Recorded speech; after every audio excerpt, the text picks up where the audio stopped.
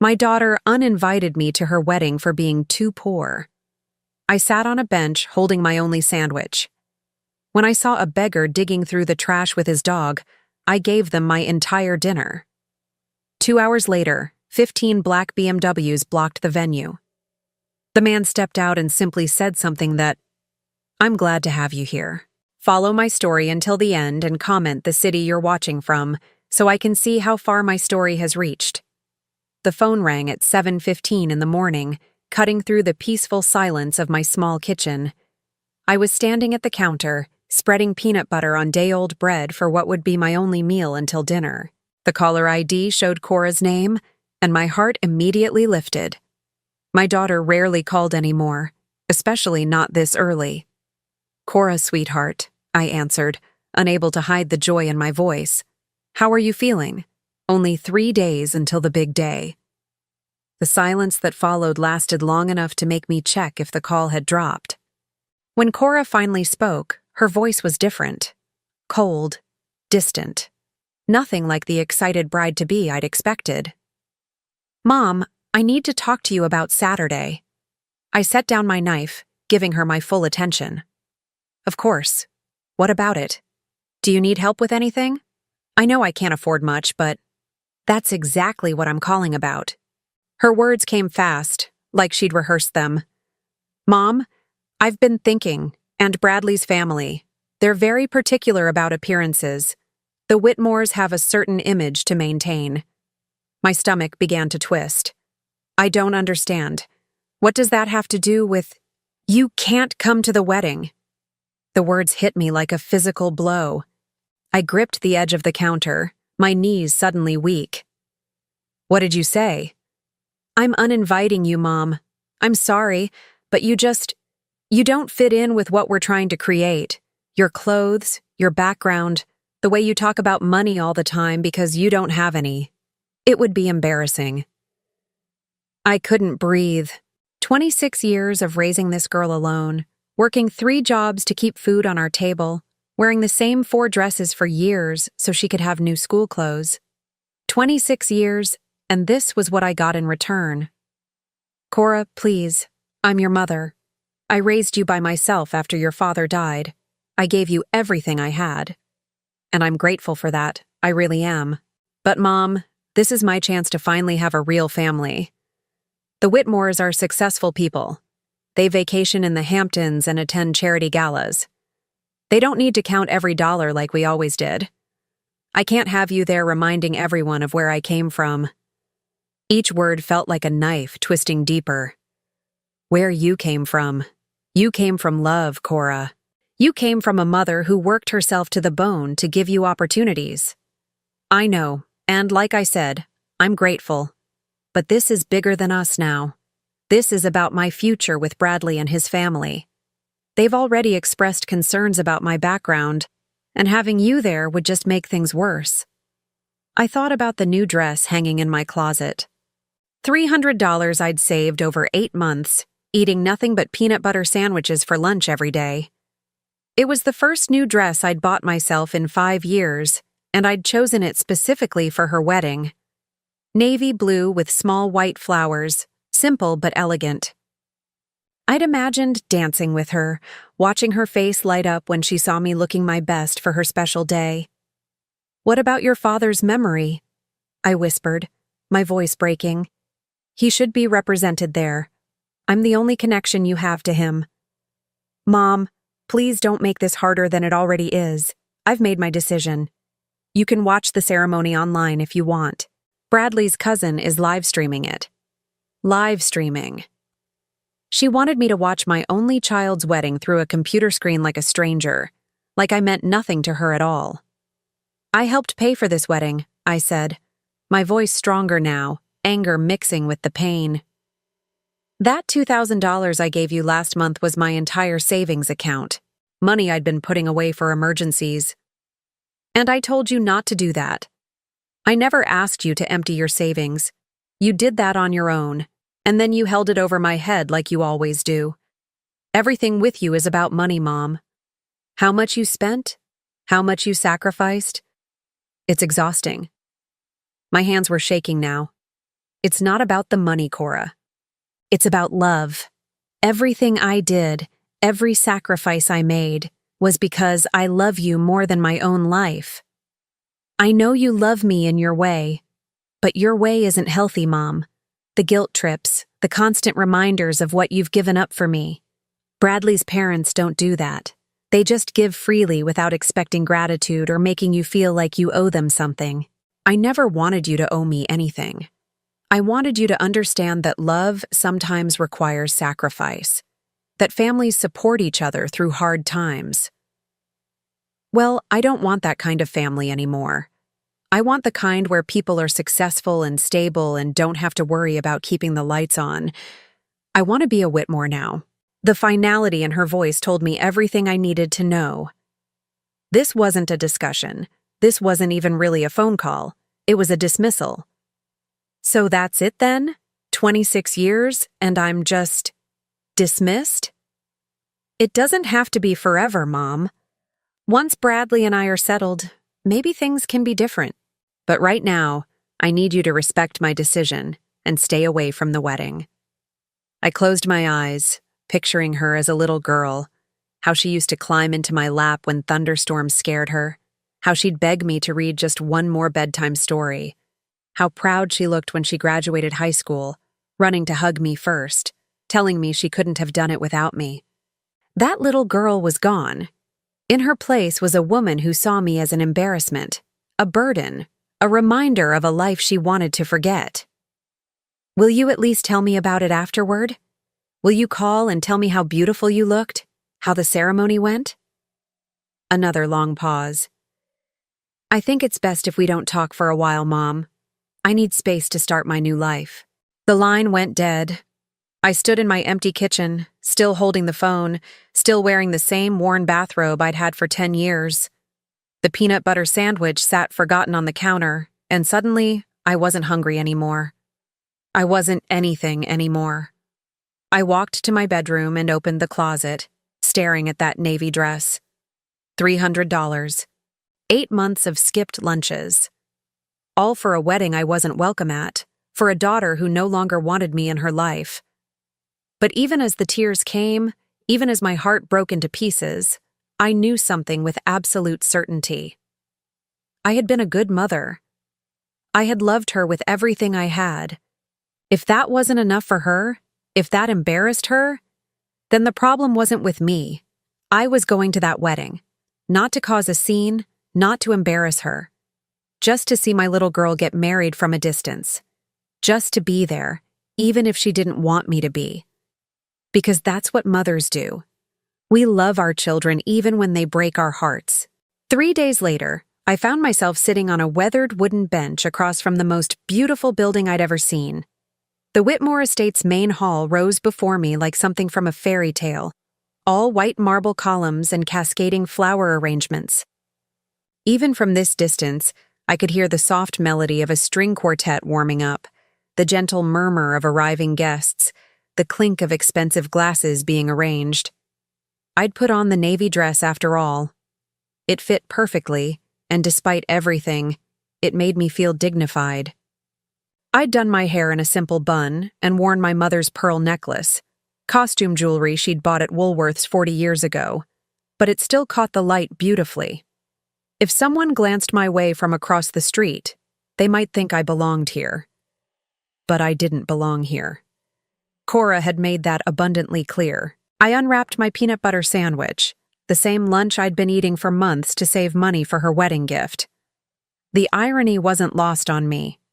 Here I sat, eating the meal of someone who couldn't afford anything else, while watching my daughter marry into a family that probably spent more on flower arrangements than I made in a year. The bench was positioned under an old oak tree that provided perfect shade and an unobstructed view of the estate's main entrance. I could see the elegant guests arriving in their luxury cars, women in designer dresses that probably cost more than my annual rent, men in tailored suits that fit like they were born wearing them. Everyone looked polished, confident, like they'd never questioned whether they belonged somewhere. I took a small bite of my sandwich, chewing slowly to make it last. It would be my only food until I got home tonight. But watching from here, Seeing Cora's wedding from afar, somehow it felt worth it. That's when I noticed him. An elderly man was crouched beside a garbage bin near the corner of the street, his weathered hands carefully sorting through the contents. A small dog, some kind of terrier mix with graying fur around his muzzle, sat patiently beside him, his tail wagging hopefully. The man was dressed in layers despite the warm afternoon, a faded brown coat over what looked like several shirts, pants that had seen better decades, and boots that were held together more by determination than leather. But something about him caught my attention. His movements were careful, methodical. He wasn't frantically digging like someone desperately hungry. He was searching with the patience of someone who had learned to find dignity even in desperate circumstances. The dog looked up at his companion with such pure loyalty and love that it made my chest ache. Here was devotion that asked for nothing in return except companionship. The kind of love I thought I'd shared with Cora before she decided I was an embarrassment. The man found something, a partially eaten apple, and examined it carefully before offering it to his dog first. The animal sniffed politely but didn't take it, as if he understood that his friend needed it more. The gesture of offering it first, though, that spoke of a man who still remembered kindness even when he had nothing left to give. I looked down at my sandwich, peanut butter on day-old bread. Simple but filling, probably more substantial than anything that man had eaten today. Before I could talk myself out of it, I stood up and walked toward them. "Excuse me," I called out softly, not wanting to startle either of them. The man looked up, and I was struck by his eyes. They were a warm brown, clear and intelligent, set in a face that showed the wear of too many hard nights, but also held a dignity that circumstances couldn't erase. His silver hair was clean but shaggy, and his beard was neatly trimmed despite his obvious situation. "Ma'am?" he said, straightening up with surprising grace. His voice was cultured, educated. Not what I'd expected. "I was wondering if you and your friend might be hungry," I said, holding out my sandwich. "I have more than I need." He stared at the offering, and for a moment I saw something flicker across his face. Surprise, maybe even suspicion. People probably didn't often approach him with kindness. "That's very generous of you," he said carefully, "but I couldn't take your lunch." "Please," I insisted. "I insist. It's just peanut butter, nothing fancy, but it's fresh." The dog had perked up at the mention of food, his tail wagging more enthusiastically. The man looked down at his companion, and I could see the moment his resolve softened. "Well," he said, "if you're certain. Charlie here hasn't had a proper meal in a couple of days." "Charlie's a handsome fellow," I said, watching as the man carefully tore the sandwich in half, offering the larger piece to his dog first. Charlie accepted it gently, his tail never stopping its grateful motion. "He's been with me for 3 years now," the man said, taking a small bite of his portion. "Found him as a puppy, abandoned behind a restaurant. Funny how the ones who have the least are sometimes the most loyal." Something in his tone made me look at him more closely. "You speak like someone who's seen both sides of life." He smiled, and it transformed his entire face. "I suppose I have. Life has a way of teaching lessons you never expected to learn. What about you? What brings you to sit on a park bench dressed for a wedding?" The question caught me off guard. I gestured toward the estate across the street. "My daughter's getting married today. Over there." His eyes followed my gesture, taking in the obvious luxury and grandeur of the celebration. "And you're here instead of there because—" The kindness in his voice, the genuine interest, broke something open inside me. "Because she uninvited me. Said I would embarrass her in front of her new family." "Ah." He nodded slowly, like he understood something important.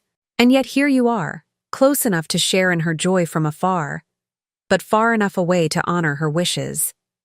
That takes a special kind of love." I felt tears threatening again.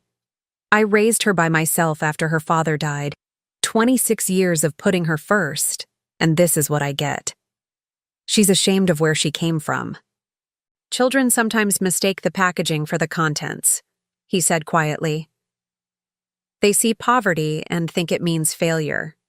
They don't see the love, the sacrifice, the strength it takes to raise a child with nothing but determination and heart.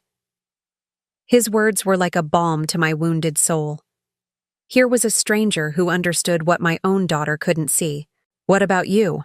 I asked. "Do you have family?" His expression grew distant. "I had a daughter once. Lost her to my own mistakes, my own pride. By the time I learned what really mattered, it was too late to fix things between us." "I'm sorry." "So am I. But it taught me something valuable about the nature of love and family. Sometimes the people who are supposed to love us fail us, and sometimes complete strangers show us more kindness than we've ever known." He finished the last bite of sandwich and looked at me with those remarkably clear eyes. "Thank you for this. For seeing us as human beings worth feeding. You have no idea how rare that kind of compassion is." "Everyone deserves kindness," I said simply. "Yes," he agreed. "They do. But not everyone is brave enough to act on that belief. You are, though. You're braver than you know." Charlie had finished his portion and was now sitting politely, looking back and forth between us as if following our conversation. The man reached down to scratch behind the dog's ears. "We should let you get back to your vigil," he said. "But thank you again. This meant more than you can imagine." "Take care of yourselves," I said. "Both of you." As I walked back to my bench, I felt lighter somehow. Sharing that simple meal had filled something empty inside me that I hadn't even realized was there. Maybe it was knowing that I could still help someone, still matter to someone, even if that someone was a stranger. I settled back onto the bench and watched as more guests arrived at the estate. The ceremony would start soon.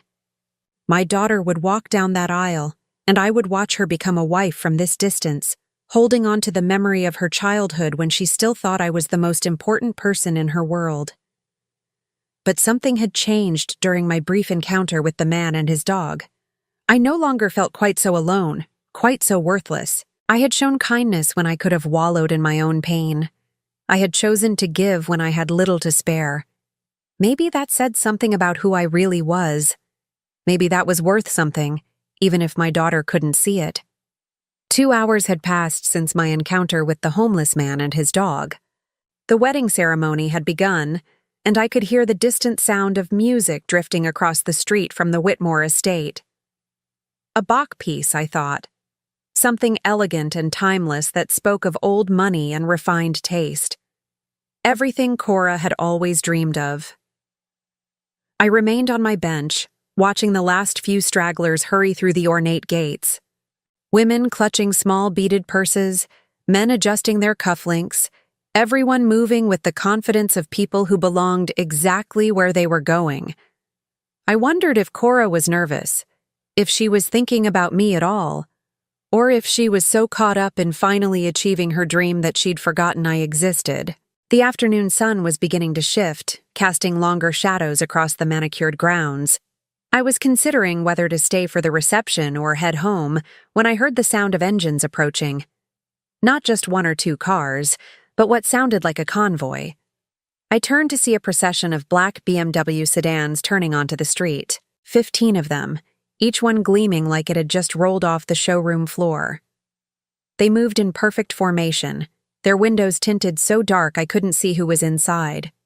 The lead car pulled up directly in front of the estate's main entrance, while the others arranged themselves along the street with military precision.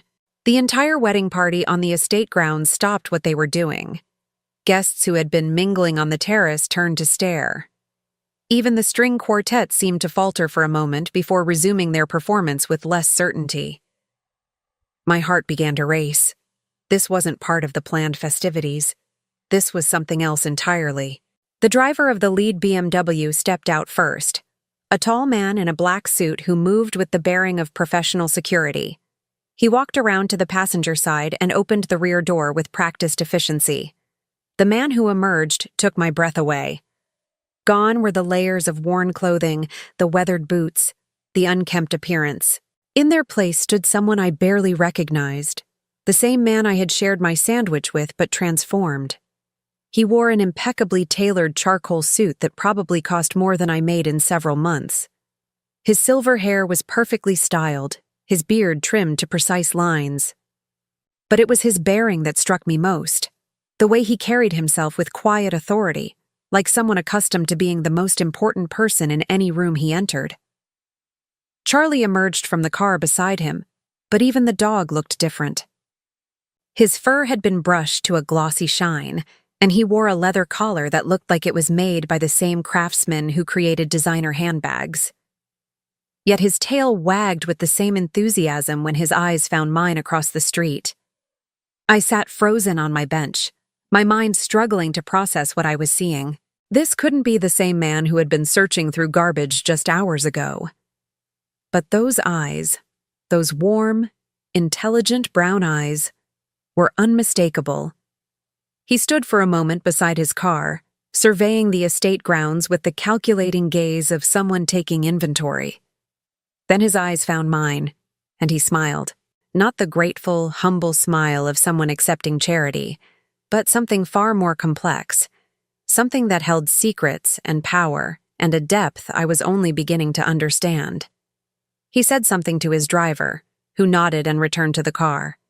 Then he began walking toward me, crossing the street with measured steps, while Charlie trotted happily beside him.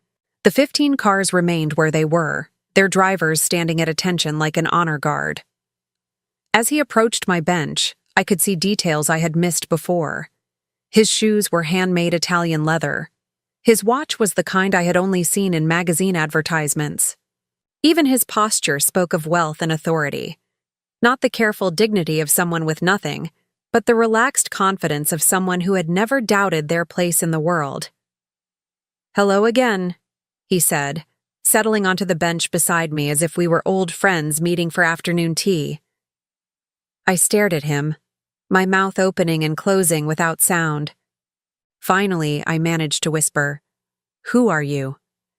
He smiled, and I caught a glimpse of the warmth I had seen in the homeless man, but now it was framed by something much more powerful. "William Ashford," he said simply, "and I owe you a debt of gratitude." The name hit me like a physical blow. William Ashford. I knew that name. Everyone knew that name. He owned half the commercial real estate in 3 states. His face had been on the cover of Forbes magazine just last month. His net worth was measured in billions, not millions. But you were," I stammered. "Homeless?" "Yes, in a manner of speaking. It's something I do periodically.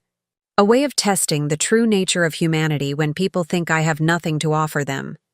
His eyes grew serious. "Most people fail that test, Eunice." The fact that he knew my name sent another shock through me. "How do you—" "After you left, I made some inquiries. It's not difficult when you have the right resources." He gestured toward the estate across the street. I wanted to understand the full story before I acted. "Acted? What do you mean, acted?" William leaned back against the bench, his gaze moving to the wedding celebration.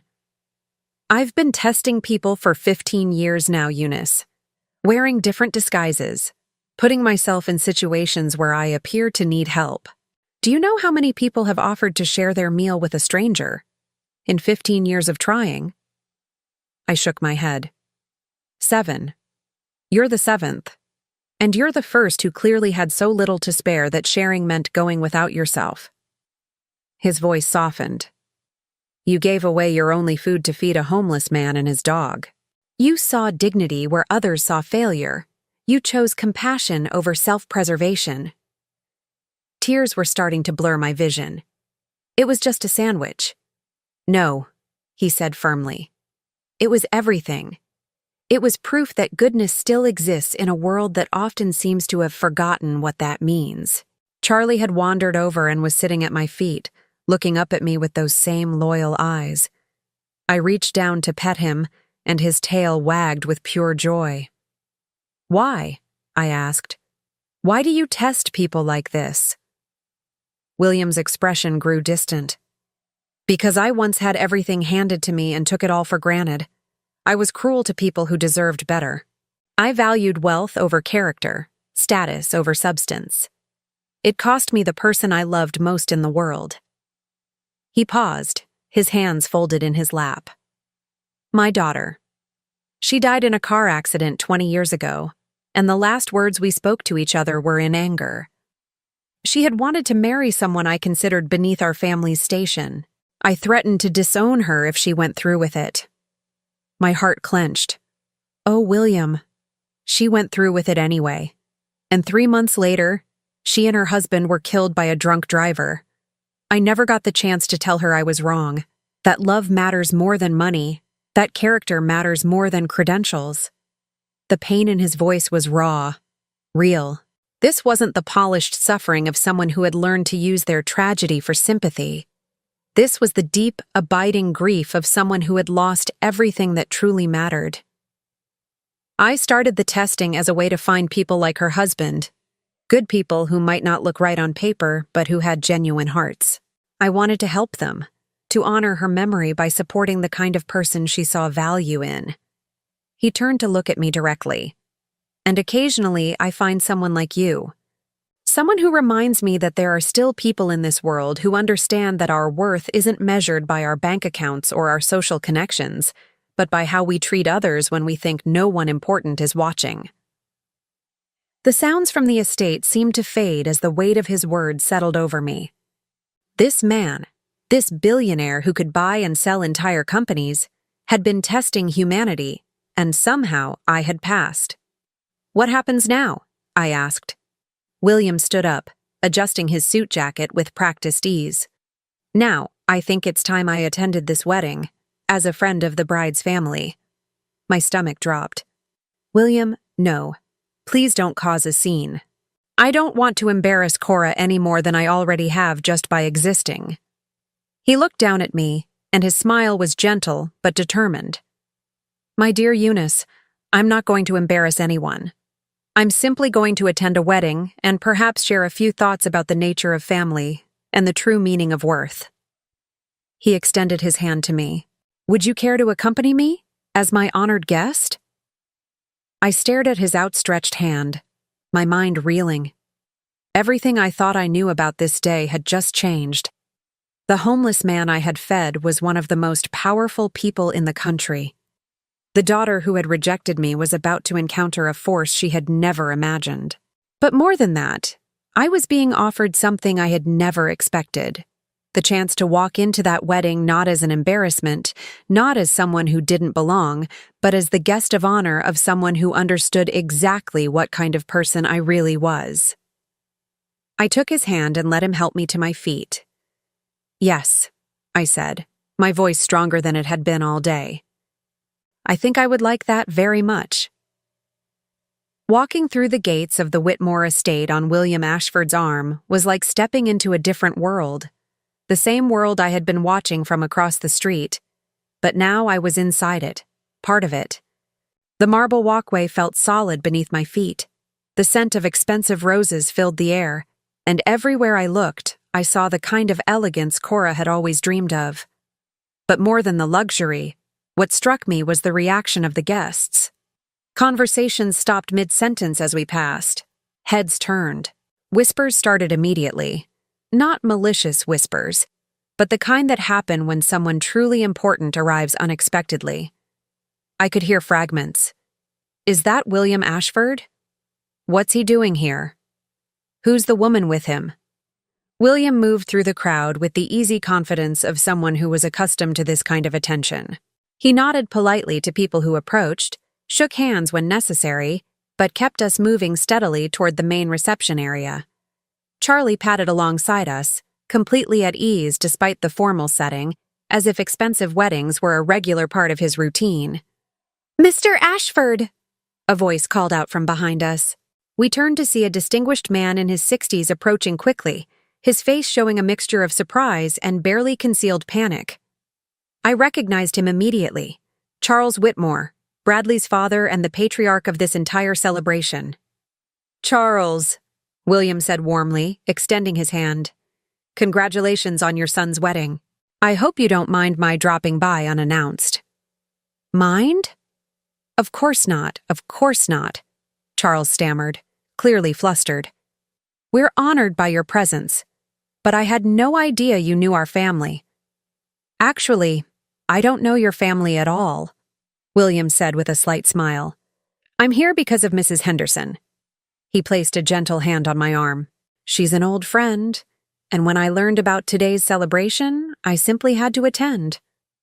Charles' eyes shifted to me for the first time, and I could see him trying to place me. His expression was polite, but confused. Clearly, I wasn't on any guest list he was familiar with.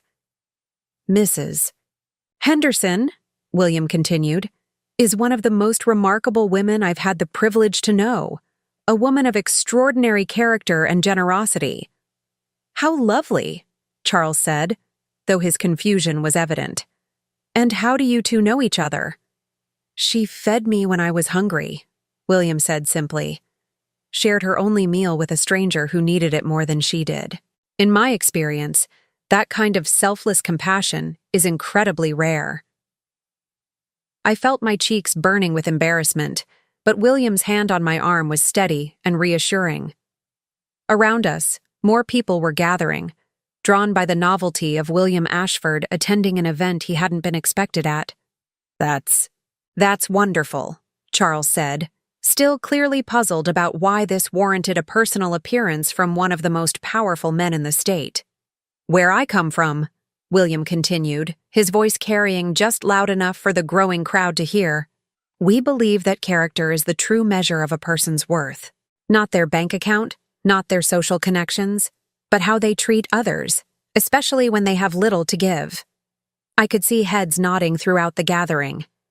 This was exactly the kind of sentiment that played well at charitable events and society functions. The idea that virtue mattered more than wealth, even though most of these people had never had to choose between the two. "Mrs. Henderson embodies that principle better than anyone I've ever met," William went on. "She raised her daughter single-handedly after losing her husband at a young age, worked multiple jobs to ensure that child had every opportunity to succeed, sacrificed her own comfort, her own dreams, so that her daughter could attend college and build a better life."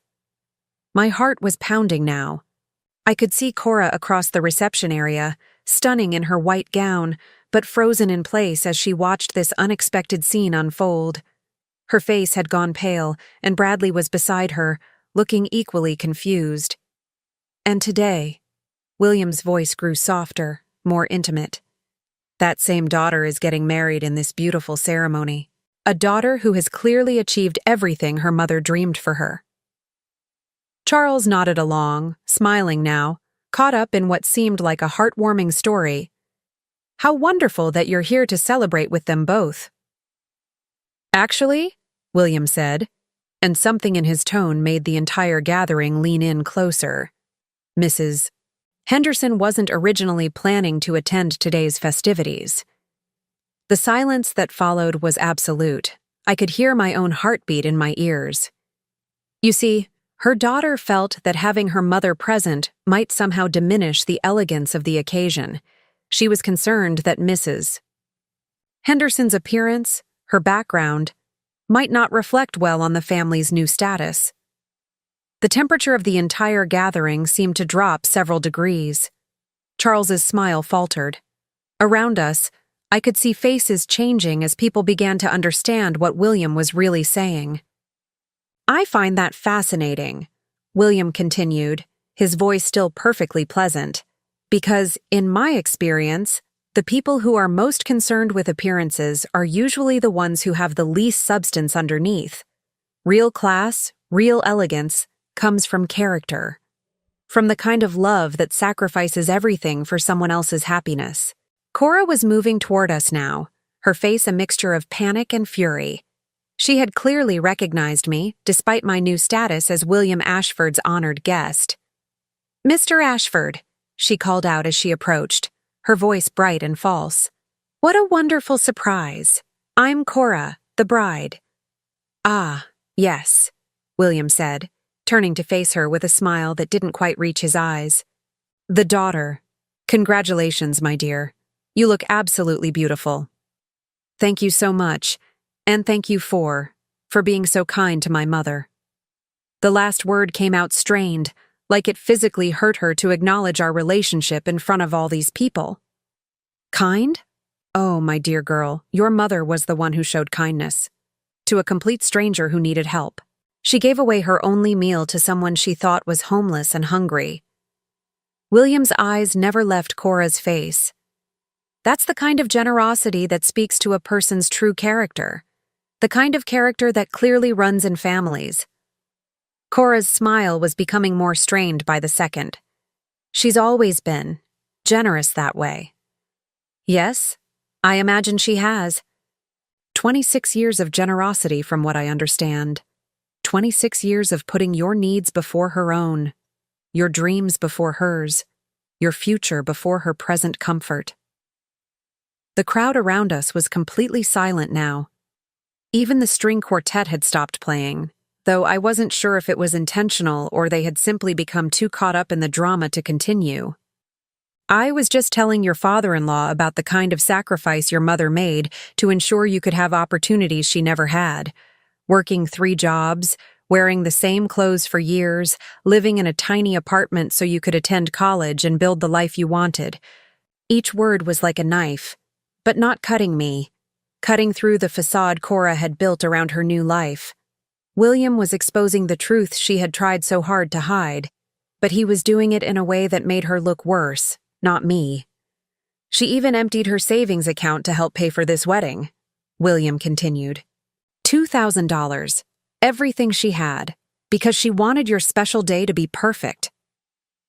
Bradley stepped forward, his face dark with confusion and anger. Cora? What is he talking about? I thought your mother was. I thought you said. I said she couldn't make it today, Cora said quickly, but her voice was shaking now. I never said anything else. Couldn't make it? William's eyebrows rose slightly. How interesting. From what I understood, she was quite available to attend. In fact, she was so committed to being here that she spent her last $300 on a new dress specifically for the occasion. I looked down at my navy dress, the one I had sacrificed so much to buy. In this crowd of designer gowns and custom suits, it was clearly modest, clearly affordable.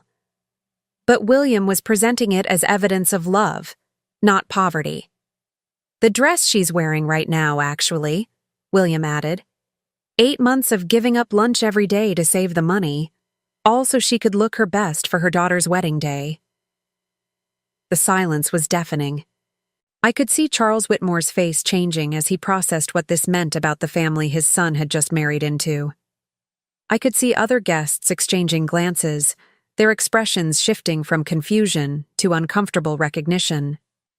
But perhaps, William said, his voice growing gentler, there was simply some kind of misunderstanding. After all, what mother wouldn't want to be present for her child's wedding day? And what daughter wouldn't want the woman who sacrificed everything for her to share in the most important moment of her life? Cora opened her mouth, but no words came out. She looked around desperately, seeking some escape from the trap that was closing around her. But there was nowhere to go. Everyone was watching. Everyone was waiting for her answer. Yes, she finally whispered. Yes, of course there was a misunderstanding. I'm so glad you're here, Mom. But it was too late. The damage was done. Not to me. William had made sure of that. He had transformed me from an embarrassing burden into a woman whose love and sacrifice had been publicly acknowledged by one of the most respected men in the state. The damage was to Cora's carefully constructed image, to the story she had told about herself and her background. In trying to erase me, she had created a lie that was now impossible to maintain. William smiled at her, a kind but knowing expression. I'm sure you are, dear. After all, family is everything, isn't it? The people who love us enough to give us their last meal, their last dollar, their last hope. Those are the people who truly matter. And with that, he had said everything that needed to be said. The wedding reception continued around us, but the atmosphere had fundamentally changed. Conversations resumed, but they were quieter, more subdued. I could feel eyes on me wherever William and I moved. Not the dismissive glances I had expected, but something closer to respect. Or perhaps curiosity about the woman who had somehow earned William Ashford's public endorsement. Cora had disappeared shortly after William's speech, claiming she needed to touch up her makeup. Bradley had followed her, his face tight with questions that clearly needed immediate answers. The Whitmore family was doing their best to maintain the facade of celebration, but I could see Charles and his wife exchanging worried glances when they thought no one was looking. William had introduced me to several people as a dear friend, and each time he shared some small detail about my character or my sacrifices for Cora. Never in a way that felt performative or calculating, but with genuine warmth and admiration. People listened to him, nodded along, asked me polite questions about my life. For the first time in years, I felt seen. But underneath the surreal nature of finding myself the honored guest at a wedding I hadn't been invited to, I was struggling with a growing unease. This wasn't really about me being vindicated or accepted. This was about Cora being exposed, humiliated in front of the very people she had wanted so desperately to impress. "You're having second thoughts," William observed quietly as we stood near the elaborate dessert table. Charlie was lying contentedly at our feet, occasionally accepting small treats from admiring guests who seemed charmed by his presence. "How did you know?" "Your face is very expressive. And you have a kind heart, the same heart that made you share your sandwich with a stranger. You're worried about your daughter." I nodded, watching across the room where Cora had finally returned, her smile bright but brittle as she accepted congratulations from guests. "She made a terrible choice, but she's still my daughter. And this feels like revenge." "Is it revenge you want?" The question hung between us. I thought about the phone call 3 days ago, the casual cruelty in Cora's voice, the way she had dismissed 26 years of love as an embarrassment. I thought about sitting alone on that bench, eating my last meal while watching her wedding from a distance like an unwelcome stranger. "No," I said finally, "I don't want revenge. I just wanted her to see me, to acknowledge that I matter, that what I did for her mattered. And now? Now I'm afraid she'll never forgive me for this, that I've lost her forever." William was quiet for a long moment, his eyes following my gaze to where Cora was laughing too loudly at something one of her new relatives had said. "Eunice, can I tell you something about forgiveness?" I nodded. Real forgiveness, the kind that heals instead of just patching over wounds, requires truth first. You can't forgive what you won't acknowledge happened. Your daughter convinced herself that you were the problem, that your love came with too high a price, that your sacrifices were somehow burdensome instead of beautiful. He paused, adjusting his tie with the unconscious gesture of someone accustomed to formal wear. But she was living a lie, building her new life on the foundation of denying who you are and what you gave her. That's not sustainable and it's not healthy. So you forced the truth into the open. I revealed what was already true. The question now is what she chooses to do with that truth. As if summoned by our conversation, Cora appeared beside us. Her wedding makeup was still perfect, but I could see the strain around her eyes, the tension in her shoulders.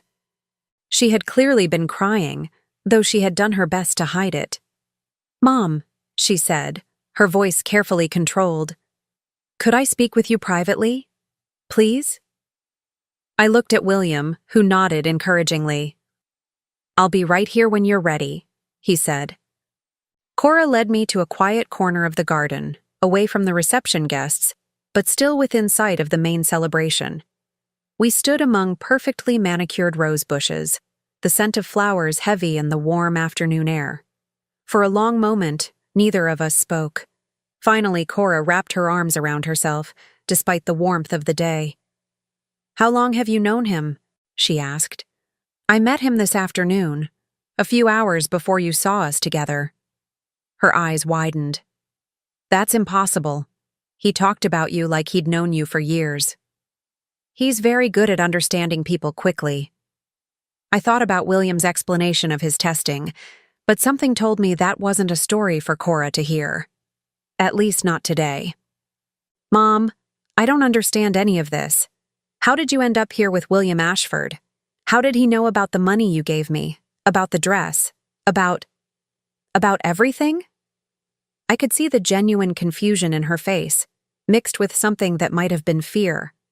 Her carefully constructed new world had just been shaken to its foundation, and she was struggling to make sense of it. He asked questions about my life, and I answered them honestly, just like I always have with you. But why would he care? Why would someone like him involve himself in our family problems? The way she said family problems, as if this was some minor disagreement rather than her complete rejection of me, sparked a flicker of anger. But I pushed it down. This wasn't the time for anger. Maybe because he recognizes that they're not problems, Cora. They're just differences.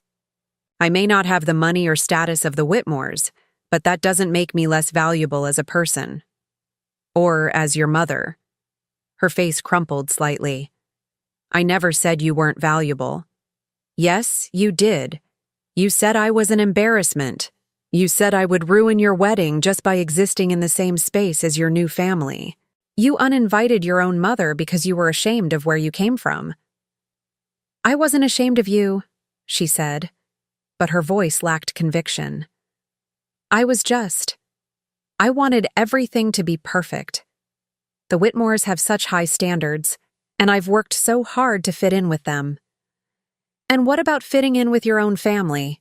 What about honoring the woman who made it possible for you to have the education and opportunities that brought you to this place?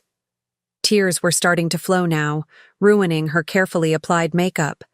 I know you sacrificed for me, Mom. I know you worked hard and went without things so I could have more. But you never let me forget it. Every conversation, every disagreement, you always brought up what you'd given up for me. The accusation hit me like a physical blow. I never meant to make you feel guilty. I just wanted you to understand that love sometimes requires sacrifice. That family means supporting each other through difficult times. But it felt like manipulation. Like I could never be my own person because I owed you too much to ever be free of you. I stared at her, this beautiful young woman in her expensive wedding dress, and for the first time I began to understand her perspective. Not agree with it, but understand it. So you decided to be free of me entirely. She nodded miserably. I thought if I could just start over with Bradley's family, I could be the person I wanted to be instead of the person who was shaped by poverty and struggle, and always having to be grateful for every small kindness. And who is that person, Cora? Who are you when you're not my daughter? The question seemed to catch her off guard. She looked around the elegant garden, at the expensive reception happening beyond the roses, at the new life she had built for herself. I don't know, she whispered. I thought I did, but after today, I don't know anymore. I reached out and took her hands, noting how soft they were, how carefully manicured. These were the hands of someone who had never had to work 3 jobs, or skip meals, or choose between heating and electricity. You're someone who was loved enough that your mother emptied her savings account for your wedding. You're someone who was given every opportunity to succeed because someone believed you were worth the sacrifice. You're someone whose mother sat on a bench across the street just to catch a glimpse of your happiness, even after you rejected her. She was crying openly now. I'm so sorry, Mom. I'm so sorry for what I said, for how I treated you. But I don't know how to fix this. Everyone in there heard what Mr. Ashford said. They know what I did. Bradley is furious with me. His parents think I'm a liar and probably a gold digger. Are you? I asked quietly. Am I what? A gold digger? Did you marry Bradley for his money? She was quiet for a long time. I don't know, she finally admitted. I loved him, but I also loved what he represented: security, status, never having to worry about money again. never having to choose between paying rent and buying groceries. Those aren't terrible things to want, Cora, but they're not the only things that matter. I know that now, but I don't know if it's too late. I looked back toward the reception, where I could see William standing exactly where we had left him, Charlie still at his side. He was talking with Charles Whitmore, and from their body language, it seemed to be a serious conversation. It's not too late to be honest about who you are and where you came from. It might be too late to maintain the fantasy you built about being someone else entirely, but that was always going to crumble eventually anyway. What do I do now, Mom? How do I fix this? For the first time since this whole ordeal began, she was asking for my advice instead of rejecting it. She was calling me Mom instead of trying to pretend I didn't exist. You start by telling the truth. To your husband, to his family, to yourself. You stop trying to be someone you're not and start being proud of who you are, including where you came from. She nodded, wiping her eyes with the back of her hand. And you? Will you forgive me? I thought about William's words about forgiveness requiring truth first. We had truth now, painful as it was. I love you, Cora. I've always loved you. But forgiveness, that's going to take time. And it's going to require you to show me that you've learned something from this, not just say you have. She nodded again, more firmly this time. I understand. And one more thing, I said, my voice growing stronger. I won't apologize for who I am or what I did to raise you. I'm proud of the life I gave you, even if you're not. And I won't shrink myself down anymore to make you comfortable with your choices. Something in her expression shifted, and for a moment I saw a flash of the little girl who used to be so proud to be my daughter. I wouldn't want you to, she said. I think I forgot how strong you are, how strong you had to be to raise me alone.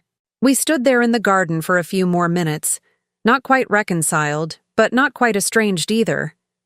When we finally returned to the reception, William was waiting with an expression that suggested he had news to share. Everything all right? He asked gently. We're working on it, I said, and meant it. He smiled, then turned to include Cora in our conversation. I've been talking with your new father-in-law about some business opportunities. It seems he's been looking for investors for a new venture, and I might be interested in participating. Cora's eyes widened. The implications were clear. William's continued involvement in their lives, his tacit approval of the marriage, could mean the difference between acceptance and rejection from Bradley's family. But, William continued, his gaze moving between us, I only invest in families with integrity, families who are honest about their history and proud of their values. The message was unmistakable. Cora could have William's support and everything that came with it, but only if she stopped running from who she really was. I understand, she said quietly.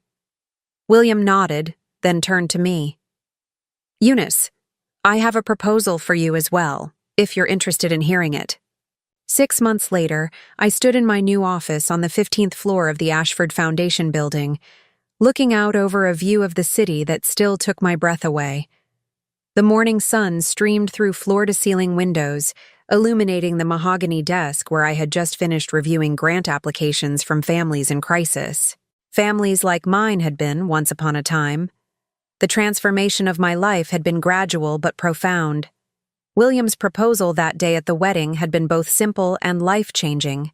He wanted me to head the Family Services Division of his charitable foundation, not as a token gesture or out of pity, but because he believed my experiences, both the struggles and the love that had carried me through them, gave me unique insight into what families truly needed. You understand poverty from the inside, he had explained during our first official meeting. But more importantly, you understand love, real love, not the conditional affection that disappears when circumstances change. That's exactly what our foundation has been missing. The salary he offered was more than I had ever imagined earning. $60,000 a year, with full benefits and a retirement plan that would ensure I never had to worry about my basic needs again. But more than the money, It was the work itself that fulfilled me. Every day, I reviewed applications from single mothers working multiple jobs, from families choosing between medicine and groceries, from people who had fallen through the cracks of a system that often seemed designed to help everyone except those who needed it most. And every day, I made sure that at least some of those families received the help they deserved. Charlie had become the office therapy dog, though William insisted that was Charlie's idea rather than his. The aging terrier seemed to have an instinct for which visitors needed comfort most. Today he was lying contentedly in his bed by the window, occasionally raising his head to monitor the activity in the hallway. A soft knock on my door interrupted my morning review of files. "Come in," I called. My assistant, Maria, poked her head through the doorway. "Mrs. Henderson, you have a visitor. She says she's your daughter." My heart did a small flutter. Cora and I had been slowly rebuilding our relationship over the past 6 months, but it was still fragile, still careful. We spoke on the phone every few weeks, and she had visited my new apartment twice, but she had never come to my office before. "Send her in, please." Cora entered wearing a simple blue dress that was elegant but not ostentatious. Her hair was pulled back in a practical ponytail rather than the elaborate styles she had favored during her pursuit of Whitmore approval. She looked younger somehow, and more like the daughter I remembered from before she had decided I was an embarrassment. "Hi, Mom," she said, her voice carrying a warmth that still surprised me after months of coldness. "Cora, this is unexpected. Is everything all right?" She settled into one of the comfortable chairs across from my desk, her eyes taking in the spacious office, the view, the evidence of my new life. "Everything's fine. I was in the area for a meeting and thought I'd stop by. I've never seen where you work." "What kind of meeting?" "Job interview, actually."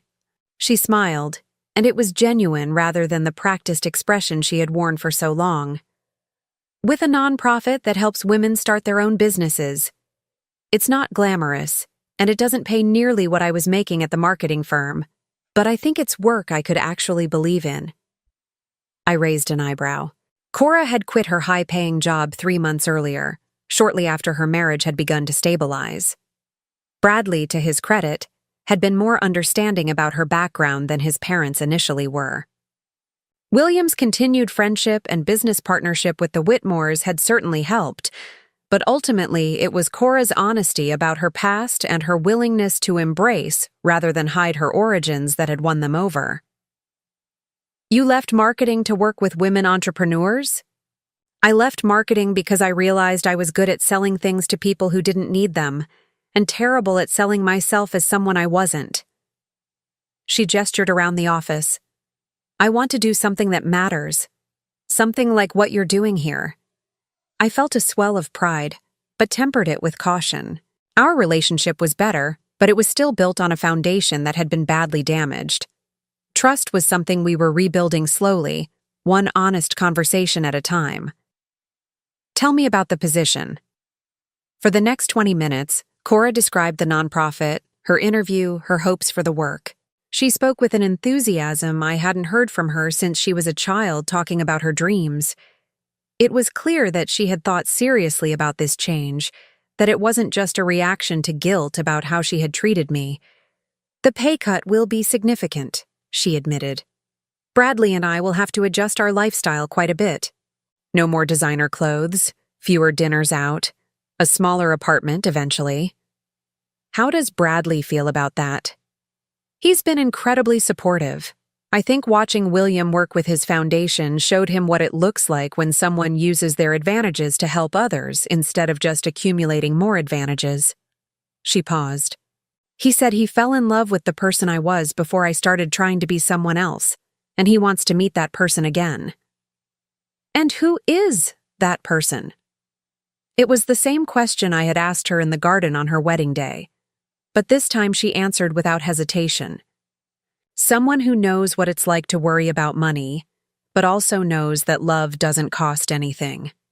Someone who understands that where you come from matters less than where you're going, but that doesn't mean you have to lie about the journey."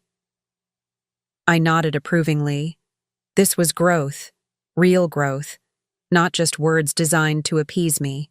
"There's something else," Cora said, her voice growing more serious. "I've been thinking about what you said about forgiveness taking time, about how I needed to show you that I'd learned something, not just say I had." "Yes?" "I want to do something to honor what you sacrificed for me, not because I feel guilty about it anymore, but because I'm proud of it now. Proud of having a mother who loved me enough to work 3 jobs and skip meals and wear the same dress for years so I could have opportunities she never had." My throat tightened. "Cora, let me finish. I've been talking with Bradley about starting a scholarship fund for single mothers who want to go to college but can't afford it. We want to call it the Eunice Henderson Scholarship for Academic Excellence." The words hit me like a gentle wave, washing over me with emotions I couldn't quite name. Pride, gratitude, love, and something else. A sense of completion, of a circle being closed in the most beautiful way possible. "You want to name a scholarship after me? I want to name it after the woman who showed me what real strength looks like, who proved that you can love someone unconditionally without enabling them to be less than their best selves." Her eyes were bright with unshed tears.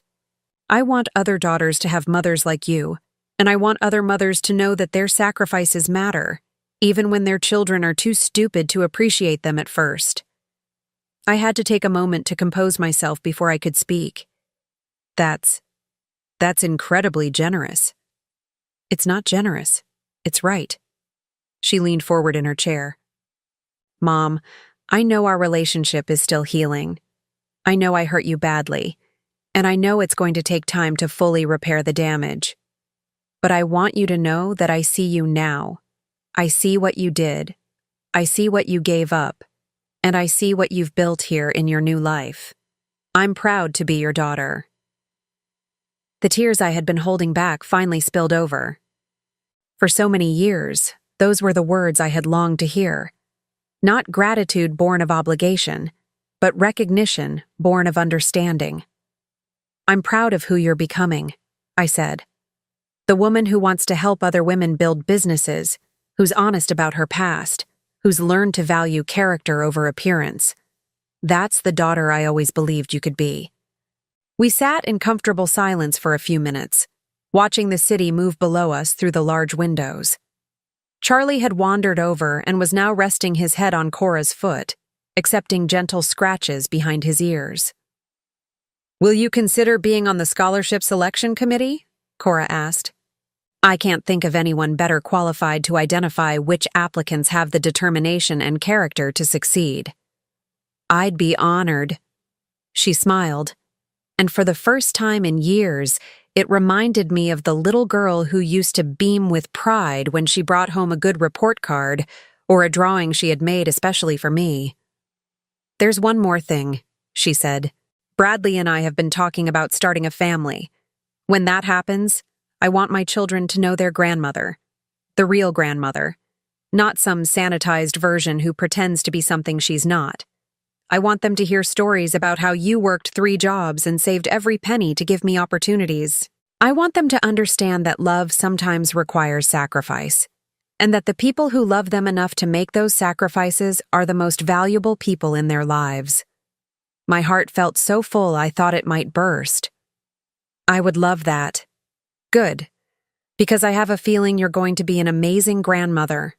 The kind who teaches them that kindness matters more than money, that character matters more than status, and that the best families are the ones who love each other regardless of circumstances." After Cora left, I remained at my desk for a long time, processing the conversation and the changes it represented. My phone buzzed with a text from William. "Dinner tonight? Charlie insists on the restaurant with the outdoor patio where he can people watch." I smiled as I typed back, "Of course, we have good news to celebrate." Over the past 6 months, William and I had developed an easy friendship built on mutual respect and shared values. He had never tried to make our relationship into something romantic. We were both still carrying too much history for that. But he had become a true friend, the kind of person who understood that the most important connections are built on character rather than convenience. As I gathered my things to leave for the day, I caught sight of my reflection in the window. The woman looking back at me was still recognizably the same person who had sat on that park bench 6 months ago, but she was transformed. She wore a tailored suit that fit perfectly. Her hair was professionally styled, and her posture spoke of confidence and purpose. But more than the external changes, there was something different in her eyes. They held the peace that comes from knowing your worth, from finding work that matters, from loving people who love you back in healthy ways. I had lost a daughter who was ashamed of me, but I had gained one who was proud of me. I had lost a life of financial struggle, but I had gained work that used my struggles to help others. I had lost the illusion that love meant accepting mistreatment, but I had gained the knowledge that real love, the kind worth having, requires honesty, respect, and mutual growth. As Charlie and I headed toward the elevator, I thought about the homeless man who had searched through garbage while his loyal dog waited patiently beside him. That man had been testing humanity, looking for evidence that kindness still existed in the world. I had passed his test by sharing my sandwich. But in the process, I had discovered something even more valuable. That I was worth more than I had ever believed, that my love and sacrifice had meaning, and that sometimes the most important transformations begin with the simplest acts of human compassion. The elevator doors closed behind us, and as we descended toward the street level where my new life was waiting, I felt something I hadn't experienced in years, complete contentment with who I was and where I belonged. I was home. Now I'm curious about you who listened to my story. What would you do if you were in my place? Have you ever been through something similar? Comment below. And meanwhile, I'm leaving on the final screen 2 other stories that are channel favorites, and they will definitely surprise you. Thank you for watching until here.